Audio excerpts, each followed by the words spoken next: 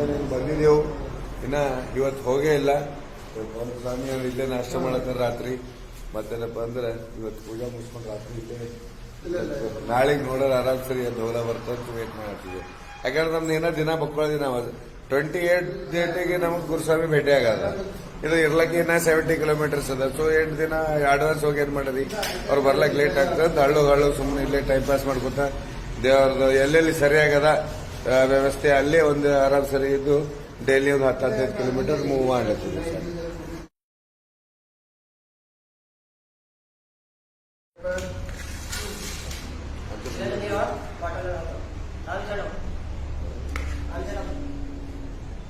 ಇವತ್ತು ಬೆಳಗ್ಗೆ 7 ಗಂಟೆಗೆ ನಾವು ನಂದಿಕಂಡಿಯಲ್ಲಿ ನಿನ್ನೆಯಲ್ಲಿ ಸ್ಟೇ ಆಗಿದ್ವಲ್ಲ, ಅಲ್ಲಿಂದ ಇವಾಗ ಬಿಟ್ಟು ಸುಮಾರು 12 ಗಂಟೆ ಆಗಿದೆ.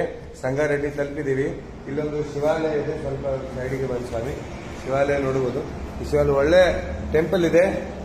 ಇಲ್ಲೇ ಬಂದ್ಬಿಟ್ಟೇನಪ್ಪ ಅಂತಂದ್ರೆ ನಾವು ಈಗ ಮಧ್ಯಾಹ್ನ ಊಟ ಮುಗಿಸಿ ಸ್ವಲ್ಪ ರೆಸ್ಟ್ ತಗೊಂಡು ಮತ್ತೆ ಕಂಟಿನ್ಯೂ ಮಾಡ್ತೀವಿ ಸರ್. ಇವತ್ತು 22ನೇ ತಾರೀಕು ಬೆಳಗ್ಗೆ ನಾವು ಯಾವ ಸಮಯದು ಹಿಂದೆ